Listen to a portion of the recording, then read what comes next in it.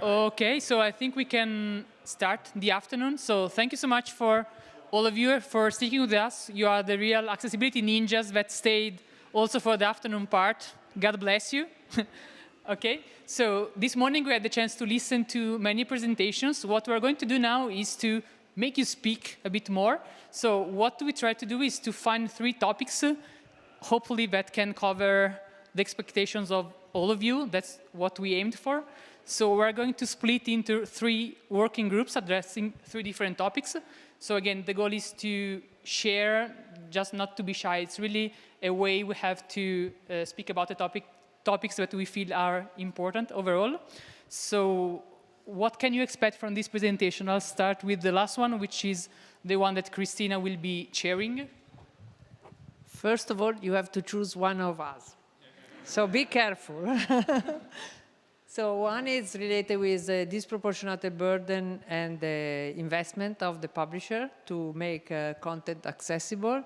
So what we would like to discuss is which are the costs you foresee in the production of accessible content, how you can evaluate the cost that you are thinking to have to make the content accessible, and have you already looked at the catalog that you have of backlists and how you feel you will choose a title to start with to make them accessible, and what you think in general about this topic. So what are you doing in general as investment, not only on the production of the book, but if there are other areas of investment that you foresee as a publisher or a distributor, it could be the same. I give Candice to who comes with me. Okay, so I think it's the most important thing of my working group. No, we will speak, as you may understand, that will be the more technical group, let's say. So we will speak of 2 things mainly. One is the production, not only on the workflow, but more on assuring the quality of the content produced, which we see is an increasing issue. And the other thing is about metadata and distribution of metadata and display of metadata to the end users. I have to say, I feel like in those TV shows where you have to sell, like, pick bachelor number 1, 2, or 3, or... But no. As for my working group, what we are going to address is how to kickstart an accessibility roadmap. I'm not going to sell that it will take 1 hour and will be all set, but I hope that this working group will help us to cover the basics and understand what it means to start to work in the accessibility field. So for those who want to learn more of what it entails, that's the working group you are looking for. Okay, that said, we are now moving to another room. And I confess I'm a terrible person at orienteering, but I'm quite sure you can follow. The room will be the same for all of us. We will spend there 1 hour, more or less, and then we will come back here for a sort of wrap-up so that everyone can hear and listen what others discussed through the day. And then we'll say hi, and we'll continue with a beer afterwards or sangria or stuff. So that's what we aim for as final part of the day. So I think it's safe to follow, I'll say Gregorio, okay, for this part. Gregorio offered sweets. You should have offered sangria. Yeah, that's what we got wrong.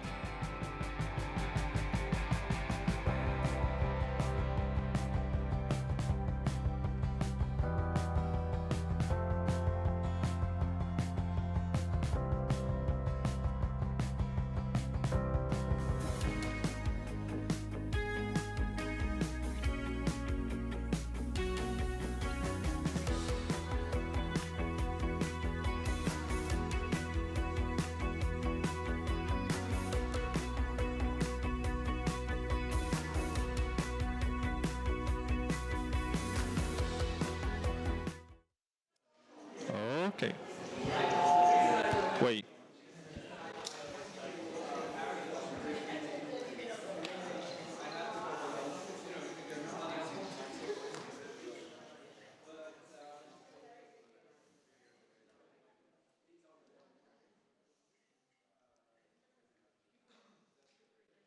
We are waiting for Christina.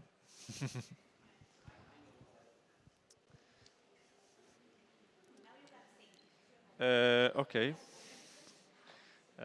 What about O Sole Mio? You know O Sole Mio?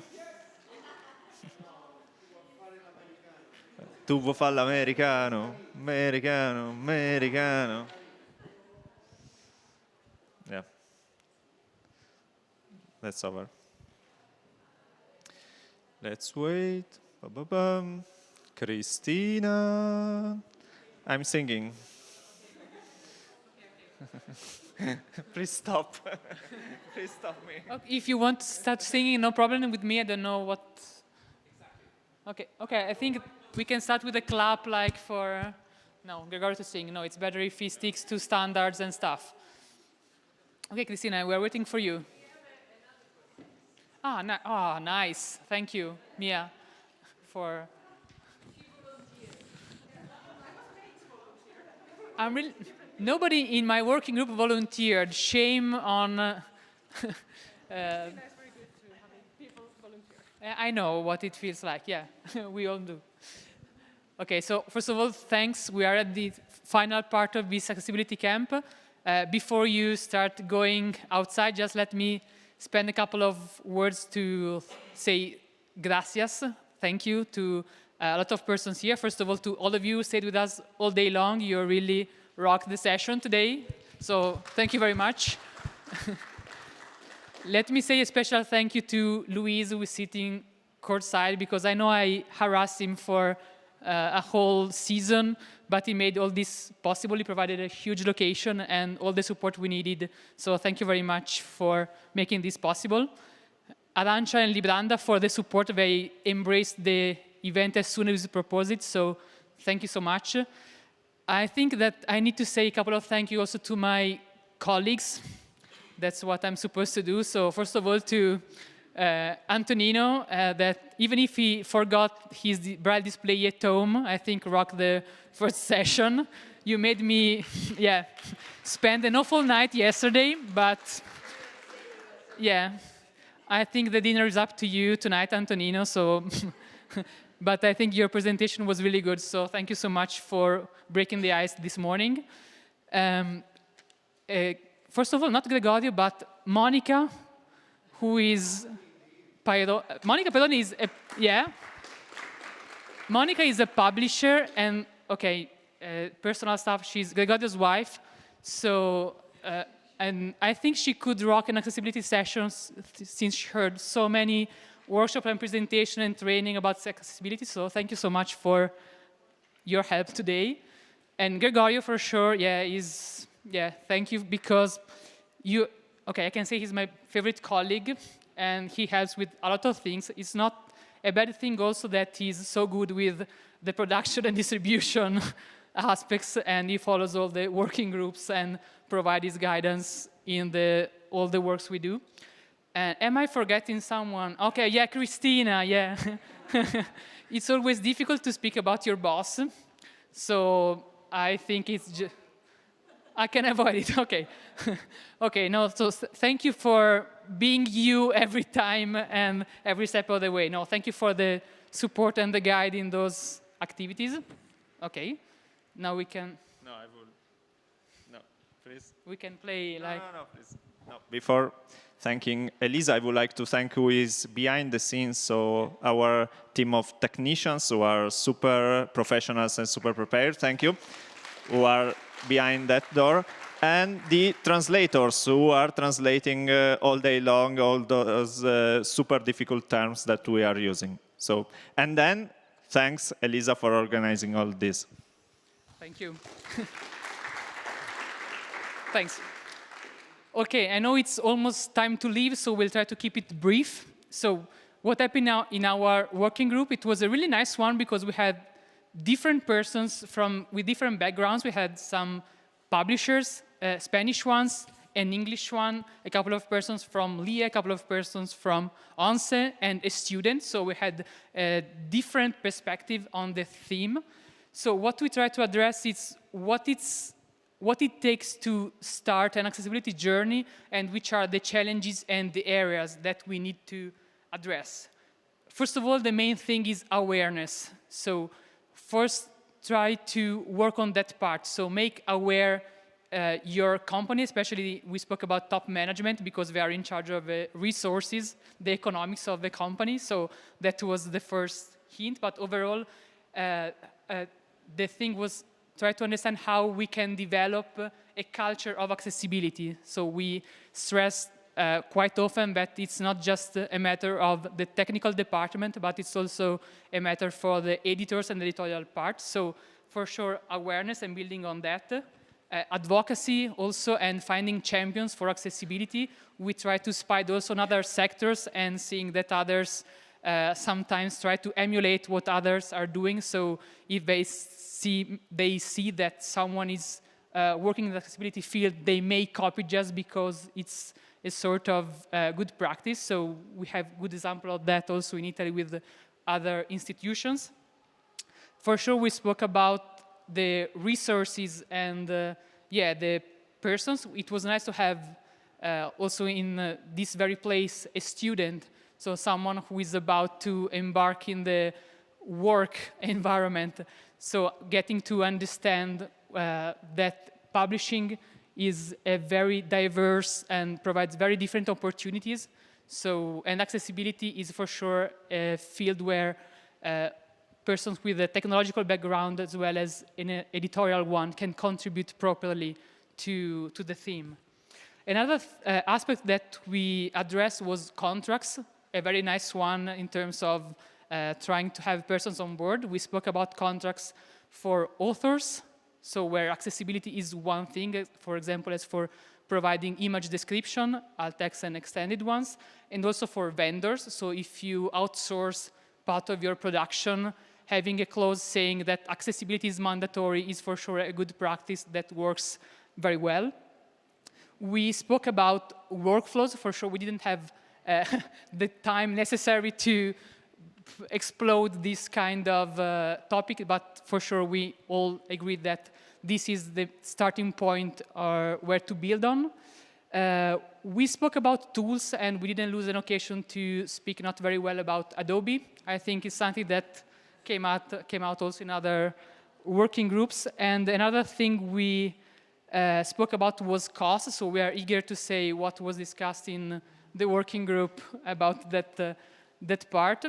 And on the bright side, what we feel it's a very good point is that, and I think that this day provided a good hint, is that for sure we are Italian, Spanish, Finnish, and so on, but we are a global publishing community. So for sure having global companies working in the field can help us speed up and spread this theme.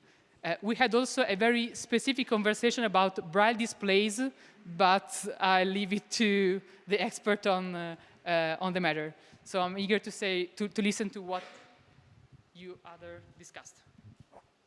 Okay, shall we go in, not in order, because I think the cost group was number 3, but we can go to cost, because that was what seems to be interesting. I can actually start with our final conclusion, and that is it a cost or is it an investment? Because that's something that we ended up discussing a lot.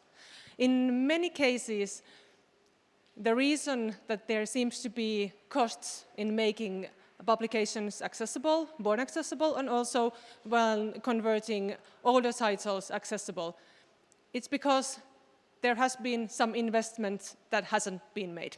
So that's something that we touched upon a lot. So in many cases, it probably should be talking about it's an investment for the future, it's an investment for the better workflows in the future, so that you could work better in the coming environments instead of clinging in the past. So that's something that I wanted to take already headfirst in the beginning.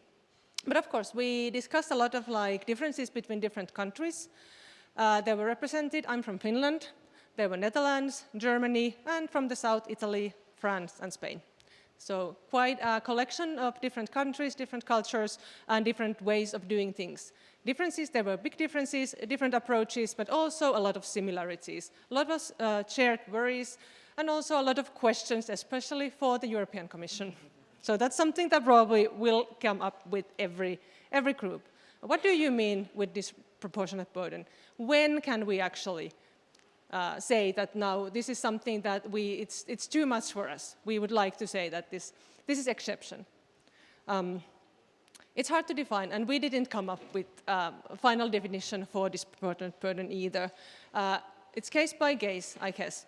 So that's the most important thing. You have to know what you're producing. You have to know where you're spending money, and you have to know who is doing what in your workflow. So we cannot give you a blanket answer that you could say it's either not, or it's not, or is it. So it's a lot of work to go through what you're actually doing.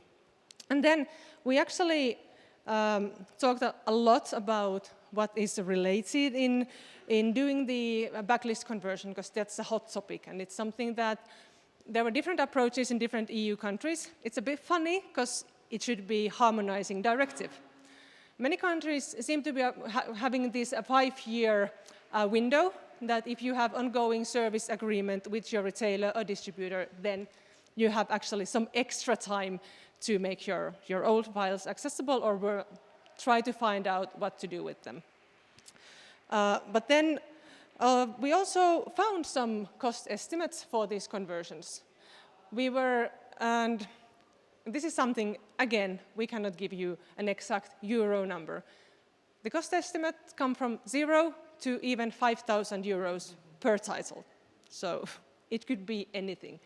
Of course, it depends on where you are in Europe. The cost of labor is very different in different parts of Europe. The 2 hours of work in Sweden is not worth the same as 2 hours of work in Poland or in Bulgaria, of course. But also what we found out is that there's a lot of ways that the publishers can actually have an effect on how much they actually need to pay. One important thing is the workflow. How are you working? If you are doing the conversion, backlist conversion, is it something that once you've done it a couple of titles, can you adapt it to your whole workflow?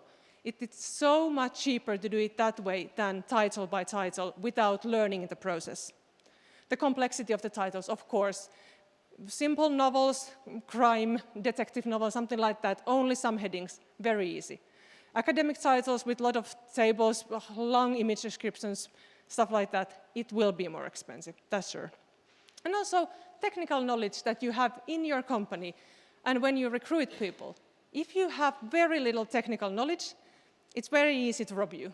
That's something that you should probably think about, because that's something that if you don't know what you're doing, if you don't know what your workflow is, if you don't know what's coming out of your workflow, you can probably be charged, whatever, because somebody has to find it out and to help you. So these are probably the main takeaways.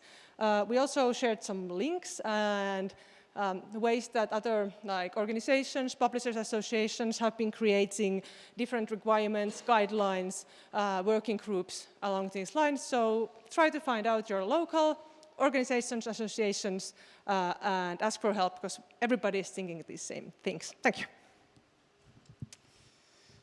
Thank you. So my group was the JIC group, let's say. We were a technician from around the supply chain, from reading system developers, distributors, aggregators, to book producers, and standard organization from the metadata field. And since we are all standard nerds, we found something that was not already standardized, and we start to make a new standard on those things, because we love to standardize everything. So we starting from the work that has been done by Adrien in Denmark, we try to understand which metadata can be calculated automatically out of the EPUB file. So without knowing anything about the EPUB file, if we parse an EPUB file with a script, can we get some automatically metadata out of it? And since there may be different approaches to that, and there may be also different edge cases where this work cannot work, we start discussing that, and we started with the display transformability, which means that the user can transform the text, can change the font, the size, the line height, and so on. That is what Antonino displayed us this morning. And so we figure out that in some cases we can say yes, so automatically we can say the display transformability is available in the book, but only in some specific cases, because if the content creator uses some strange CSS, then it can break everything. So there was also an interesting discussion between the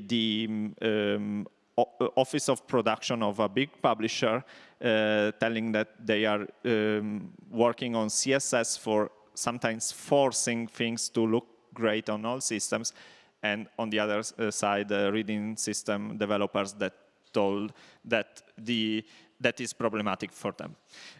Second metadata we discussed is the access mode sufficient textual, which is a metadata that no one understands, which means that the user is able to access all the content in a textual form, which means, for example, that if there is an image, there is the alternative description for the image. If there is a video, there is the transcription for the video, so that the user can access the content via screen reader or via Braille display. And we found out that in this case, there may be a solution for getting this information automatically from the EPUB file. If, for example, there are no images excluding the cover image, and Adrian told us that 10% of the EPUB published in Spain do not have any image apart from the cover, which is quite interesting. And so for those EPUB, we can say that those are access mode sufficient textual. Yeah, and other discussion related to this. Then we move to another interesting topic, which is text complexity, means I don't know how to describe correctly this, but how complex is the text for understanding for children, but not only for children. There are different grades and different standards around the world on this. And we had a special reading solution for this kind of books. So we discussed if this can be calculated automatically, and this can be done. But for sure, you need the file for calculating it. There are different algorithmic approaches to this calculation. And we are here. Last but not least, two metadata about navigation. One is the page navigation, which means that in the EPUB, you have the reference to the printed version page, which is super important. And Adrian told us that he found a lot of, quite a lot of books with page navigation, but most of them do not have a complete page navigation. Maybe only 10 pages, 20 pages. So the question is, does it make sense to have page navigation metadata if the page list is not complete? So if we don't have all pages, then we discussed also two other things, like how to create page list automatically out of PDFs. And another important data out of this is that about 40% of EPUBs in France have page list. And we think that this is because we know some big publishers in France have a strong workflow based on XML, which can create page list automatically, while InDesign is not able to do that right now. Okay, and TOC, table of contents. And we discussed quite a lot on the use of table of contents in the digital reading, if it has to be complete. What does it mean to have a complete table of content? What is the difference between table of contents for digital and table of contents for printing? And at the end, we had a philosophical discussion telling ourselves that we are in the middle of a bridge where we use print terms for describing things in digital, like page, like TOC, while new approaches to digital do not use those terms. For example, in Webtoons, you don't have pages, you don't have table of contents, and so maybe we are in the middle, and we need both to use these old terms at the same time look at new content. And there was the proposal from Lars to continue this discussion, which was quite interesting. That's all.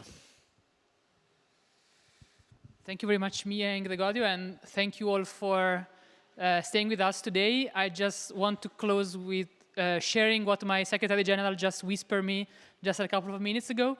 As you may know, Lia is turning 10 next year, so she gave me green light to say that we are about to open a call for applications for accessible parties next year. So feel free to email us with ideas. No, we are turning 10, and we would like to organize something, but getting a bit more serious. Thank you for being with us today. We hope it was an insightful day. I hope you all created some connection and learned something new or listened to interesting presentation. And we hope to meet you soon in here for sure next year, but in other occasions in the future. So thank you so much for being with us today.